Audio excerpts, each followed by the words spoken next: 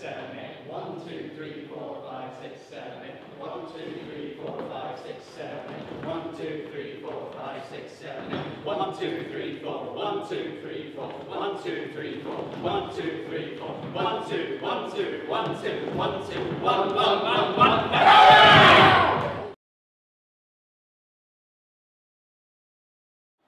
Your daughter, Shirley, the mopey one, she, not about? I was just about Shut to up. get to her. Don't talk to your wife like that, old man. I know you're the hangman and everything, but fucking hell. I mean, fuck me. What's your name? Me? My name? Mooney. What's your name? So, we've got the majority of the cast in today because what we're doing is at the first run through of the second half of the play. And so these run-throughs are really important for a director because the cast are still on book. But what I'm looking at is how all the movement works and how it all flows together, and seeing where like the leaks are coming in terms of pacing, in terms of tone.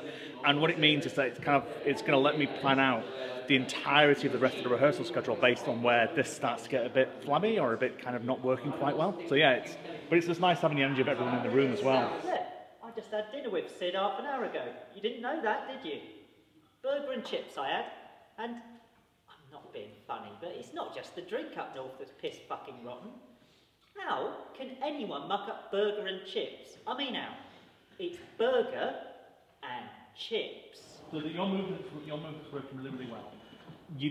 I think you're struggling a tiny bit with the emotional imperative for Harry in terms of me wanting to go back to the bar.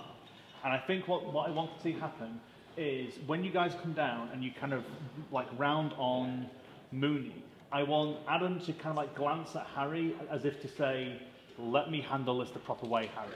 And Harry to almost do a mea culpa of kind of like, all right, I'm going to let you handle it the right way, which is kind of like why you sort of go back and seethe a tiny bit. But then why do I bop him over the Because size of himself would be absolutely useless. I keep going back because basically he's just pushing me off, like brushing off everything I'm doing. He's getting the fin on him, and so it's essentially, it's almost like, all right, I'm going to play your game. I'm going to let Fry play it his way for a bit. Yeah. He fails 3 times, and Harry's like, all right, screw it. Hangmen takes place at the end of hanging. So it's 1965, Parliament has repealed hanging, and our protagonist is Harry Wade, pub landlord and chief executioner. He's someone who clings to his small bit of fame, talks to the press, and ends up kind of digging himself into a massive hole, which is going to put his family at risk. It's a very comedic thriller, all about consequences and how people try and live their life without understanding the impact that they're having on others. And the reason I want to do it is Martin McDonagh's such a fantastic playwright. You know, people are so familiar with his movies. It's so sharp and it's so mean and it's so nasty at times. And it's just really fun for a community arts group to get their teeth into something that's a tiny bit kind of dangerous, I guess. I've never touched baby sham in my life. No, you bring baby sham. I don't do anything with the baby sham. You've got the wrong man. It's a different man brings baby sham, Arthur. Baby sham man brings baby sham. Who are you then? I'm just a bloke, aren't I? I'm Andrew. I play the role of Charlie. And Charlie's role in the play is he is a regular at the pub that Harry owns, and his role is very much about keeping the peace. He likes the equilibrium of the pub and everything that's going on, and when Mooney comes in and starts to disrupt things, Charlie really struggles with this new normal that's going on, and his role is very much trying to keep his other cronies, Arthur and Bill, under control whilst everything unravels around him. Ah! Sydney! Perfect timing. Nope, we're just popping the head. Come over here. Bill, lock that bloody door. No, I can't stay. Harry, you! Shut it. You've been useless all day. Alice, a towel for Sid. And pints all round, on house. I have plans. Sid, this fella says you and him are old mates and ate together tonight. Is that right? Of course it ain't right, Harry. This is the fella I were telling you about. Came to see me with them footies. Right.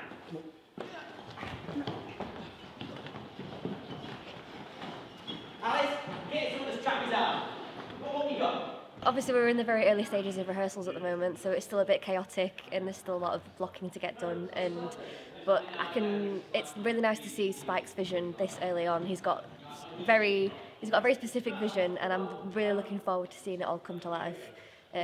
Being a part of this, working with all the other actors, they're all really nice, because this is my first time acting in a main stage production. Like, this is the biggest role I've ever had in my adult life, so I'm quite nervous, but everybody's been so welcoming, and they've all got, I think I couldn't have asked for a better group of actors to work with, because they're all teaching me some very good tips for getting into character, for projecting, and just being on stage. Yeah, I absolutely love the rehearsal process, because we all get a chance to share our feelings, talk about how we see the characters and see how the vision for the scene is. Spike takes all that on board, and then as we kind of workshop things, it all really comes together quite seamlessly, and we find ourselves kind of falling into the scene in a way that we've all had input on, but still kind of hit Spike's vision. Oh, for God's sake, man! Hurry, shove it! There's only one word for what you're being right now. Riff-raff. Well, it's 2 words, isn't it? It's hyphenated. It's one of these things that directing plays is exhausting, but also invigorating in equal measure. So it gives you this almost infinite wellspring of energy, but also it takes from you so much as well. But it's so much fun just engaging with people, just engaging with really kind of like eager cast, engaging with really eager crew members. And for Hangmen, it's a real different change, because Rope was a very intimate piece in lots of ways, that like a lot of the time it was 2 or 3 actors on stage at once, with only a couple of scenes where it was big scenes. This, it's mostly big scenes, and it's much more about like directing traffic at times, and so I get to treat myself with a couple of little two-handers throughout the show, but generally this is a much bigger kind of moving parts kind of thing, so it's a very different discipline. It's fun. Each tolling of the church bell throughout the night, his final night on earth, he'd count off on his fingers the hour they told. If it were 2, he'd count 2. If it were 4, he'd count 4, but then he'd keep on counting up to 8, the hour of his impending doom. Then he'd point to himself, and he'd point skywards, and he'd smile. With each passing hour, he'd do the same. Count the hour, count to 8, point to heaven, smile. Yeah, he killed a man robbing the jewellers in Clerkenwell. Stupid crime, usual. Yeah, I thought then, and I think now, that there was more integrity in the finger that doomed Frenchman pointed to an heaven he didn't believe in than in you, Harry Wade, ever in the entirety of your shitty, scrawny, nondescript old and publican's fucking life.